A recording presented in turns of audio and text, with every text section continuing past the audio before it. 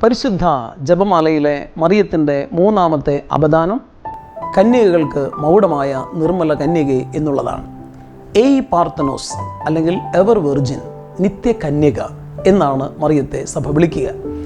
ദൈവമാതാവ് എന്നുള്ളത് ഒരു വിശ്വാസ സത്യമാണ് എന്ന് പറയുന്നത് പോലെ പരിശുദ്ധ മറിയം നിത്യ കന്യകയാണ് എന്നുള്ളതും സഭയുടെ വിശ്വാസ സത്യമാണ്.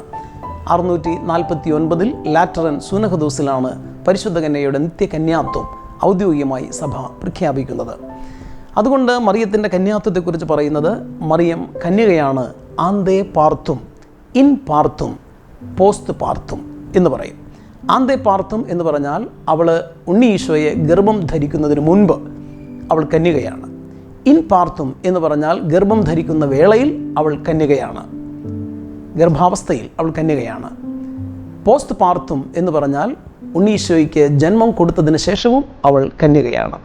അതുകൊണ്ട് മറിയം എന്നേക്കും നിത്യ കന്യകയായി നിലകൊള്ളുന്നു എന്നതാണ് സഭയുടെ വിശ്വാസം.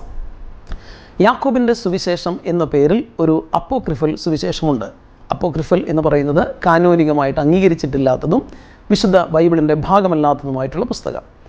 യാക്കോബിൻ്റെ സുവിശേഷത്തിലാണ് ആദ്യമായിട്ട് മറിയത്തെ നിത്യകന്യക എന്ന് വിളിക്കുന്നത്. നമുക്കറിയാം, സഭയിൽ ധാരാളം കന്യകമാരായിട്ടുള്ള വിശുദ്ധരുണ്ട്. മരിയ ഗൊരേത്തിയുണ്ട്, അഗാത്തയുണ്ട്, ലൂസിയുണ്ട് എന്ന് വേണ്ട ധാരാളം വിശുദ്ധർ സഭയിലുണ്ട്. എല്ലാ കന്യകകൾക്കും മാതൃകയും മകുടവുമാണ് പരിശുദ്ധ മറിയം. അതുപോലെ കന്യക സമർപ്പണ ജീവിതം, സമർപ്പിത ജീവിതം നയിക്കുന്ന എല്ലാ കന്യകമാർക്കും പരിശുദ്ധമ്മയുടെ പ്രത്യേക മാധ്യസ്ഥ സഹായവും മാതൃകയും ലഭിക്കുന്നു.